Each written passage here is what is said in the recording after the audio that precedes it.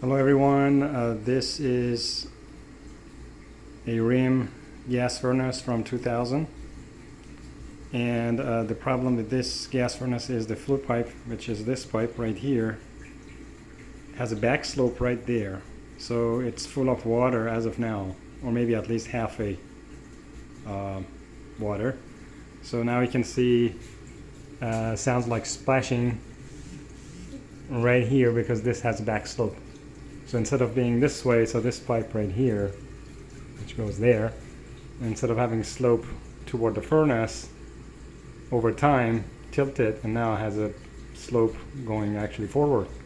So now the water is filled here, and I'm guessing half of this is full of water. So I'm gonna make a hole here and then get the water out, and then we're gonna cut, maybe leave like 2-3 inches from here, and then cut here. We're also gonna have a cut here right below this 45-degree elbow, and then we're going to have a 45-degree this way, so the elbow is going to be this way, and bring the pipe behind this vent right there, and then go all the way to there. So we're going to have a 45-degree here after we cut, we're going to have a 45-degree here, and then we're going to connect these two. Okay, so stay tuned after we cut. Okay, so now you see I put this level to show that actually should be like this. So this does not have a right slope. It has to be like that. So there's like 1 inch drop. This is what it is right now, so we're gonna fix it, okay? So stay tuned. Okay, so we're gonna make a hole here and get the water out. So let's see if I can do this.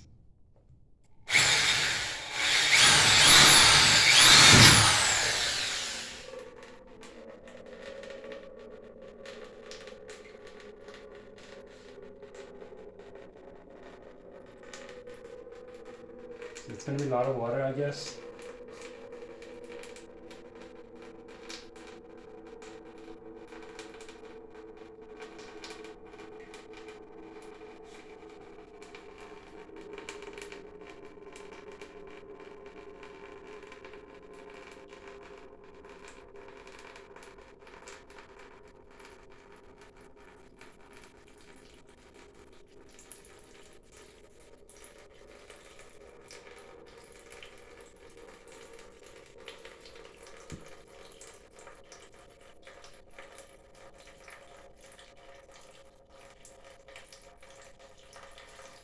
It is actually a lot of water.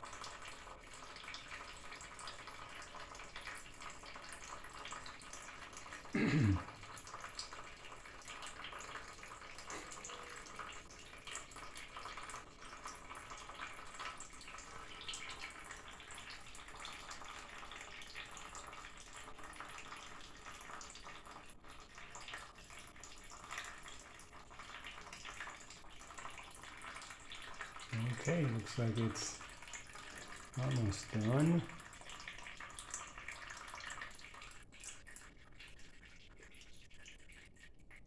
Okay, so stay tuned for the next part.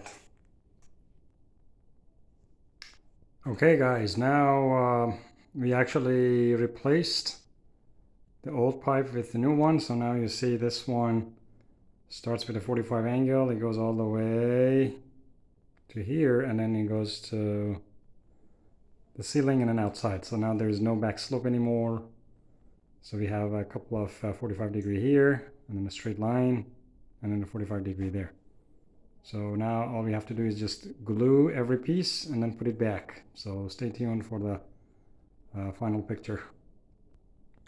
So one thing I forgot to say, that this is actually without gluing it.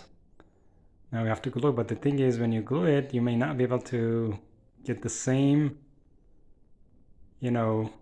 orientation back to what it is right now. So let's say this is the best fit because there's no glue, we can move things around. If you move it now and then go glue it and come back, you may not be able to get the same rotation for every piece. So the best way is we mark it without gluing. So this is not glued yet. So we're going to mark every piece like that. So that means these two go together. It has to be exactly match between these lines, and then between these lines, and then these lines, and then these lines. Okay, and then we're going to do this as well. So we're going to have a match line here and here, and then let's say here and here. Okay, and so that's exactly where we have to glue them. And when we come back, when we align them, then we should get the same thing back. Another thing we can do is we can number them so we don't lose them once we dismantle them. So let's say this is 1 and 1, this is 2 and 2, this is 3 and 3, and then this is 4